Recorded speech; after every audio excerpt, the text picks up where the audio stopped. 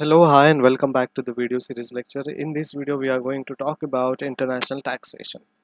So, international taxation is the study of tax on a person or business subject to the tax laws of different countries or the international aspect of an individual country's tax laws.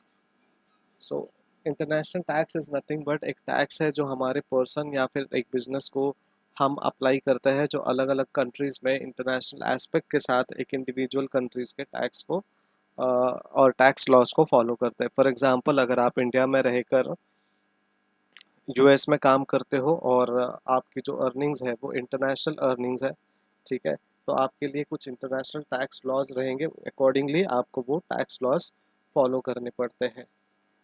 अब दो दो tax laws है।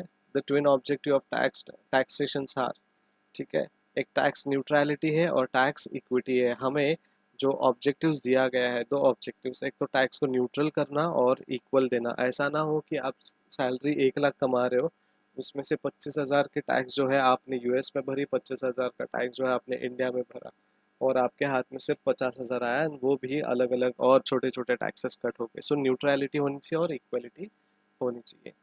अब tax neutrality का मतलब क्या है? तीन क्राइटेरियाज को मीट करता है ये tax neutrality. Number one, capital export neutrality, जहाँ पे जो टैक्स स्कीम है वो डज इंसेंटिवाइज नहीं करता किसी भी सिटीजन्स को अगर वो पैसा मूव करते हैं अब्रॉड में, ठीक है। तो tax scheme does not incentivize citizens move their money abroad. जो होम कंट्री से लेके दूसरे कंट्री में अगर पैसे भेजते हैं तो वो इंसेंटिवाइज नहीं मिलता, उनको इंसेंटिव्स नहीं मिलता। नेशनल न्यूट्रलिटी की जब बात करते हैं तो income is taxed in the same manner by the taxpayers, national tax authorities, regardless of where in the world it is earned. तो नेशनल न्यूट्रलिटी में आप दुनिया भर में कहीं भी पैसे कमा लो, जो मैनर में टैक्स पे करते हो आप नेशनल टैक्स अथॉरिटीज़ के थ्रू, वही आपको टैक्स लगेगा, चाहे आप इंडिया में किसी में कोने में रहो या फिर दुनिया के किसी भी कोने में रहो, नेशनल टैक्स आपको उस हिसाब से लगेगा। कैपिटल इंपोर्ट न्यूट्रलिटी, अगर कोई टैक्स बर्डन है किसी एमएनसी सब्सिडरी पे तो वो सेम होना चाहिए जो वर्ल्ड एमएनसी को इनकॉर्पोरेट करते टाइम हुआ था, ठीक है। तो टैक्सेशंस के रेट सेम ही होने चाहिए सबके लिए लगभग। अब टैक्स इक्विटी जब हम बात करते हैं तो regardless of the country in which an affiliate of MNC earns taxable income, the same tax rate and the tax due date should apply. तो जो भी एमएनसीज टैक्सेबल इनकम अर्न करते हैं तो उनका जो टैक्स रेट है और टैक्स ड्यू डेट है वो उन्हें अप्लाई होना चाहिए, बिकॉज वो हर एक कंट्री में हर एक इंडिविजुअल या हर एक कॉरपोरेट के लिए वो एप्लीकेबल है।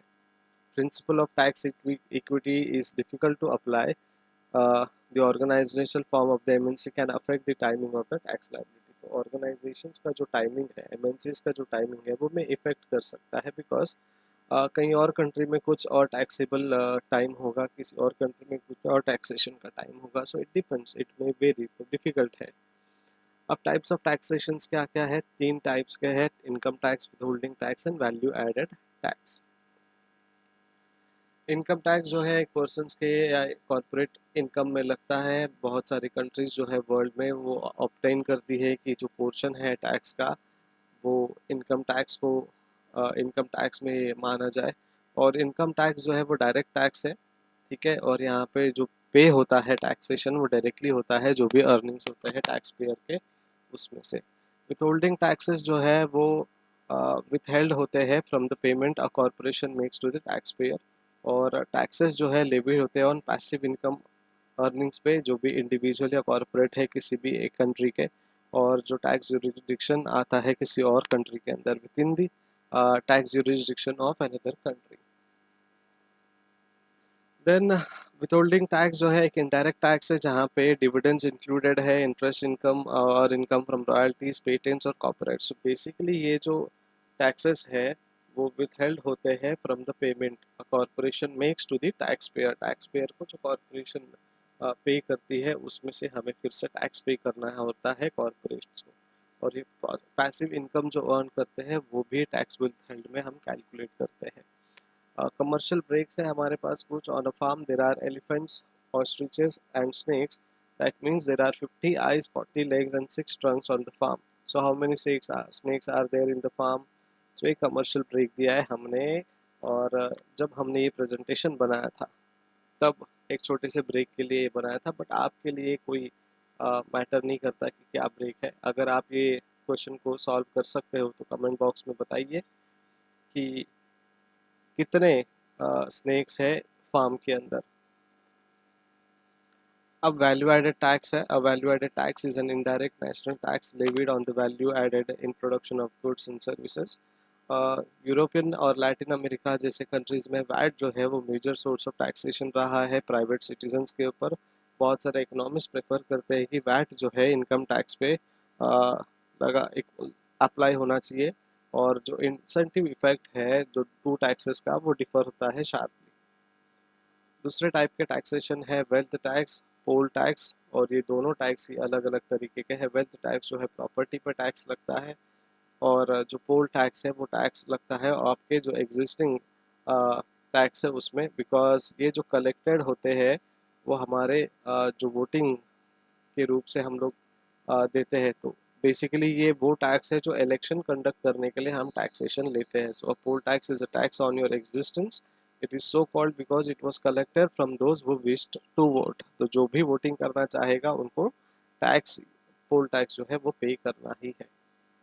टैक्स हेवन्स है, और tax havens are countries with low corporate income tax rates and low withholding tax rates on passive income. जो भी पैसिव इनकम है उनको बहुत ही कम टैक्स रेट लगाते हैं। Tax havens were once useful as location for MNC to establish shell company. Tax haven जो है shell company को उभारने के लिए, एस्टैब्लिश करने के लिए इस्तेमाल किया गया। टैक्स रिफॉर्म एक्ट 1986 जो है ग्रेटली उसने डिमिनिश कर दिया जो भी नीड्स है और एबिलिटीज़ है यूएस कॉरपोरेशन के जो प्रॉफिट है from the use of tax havens. और जो भी टैक्सेशन हमने किया है वो टैक्सेशन से रिलेटेड जो भी एग्जांपल्स थे वो यही थे। अगले वीडियो में बात करेंगे दूसरे नए टॉपिक के साथ।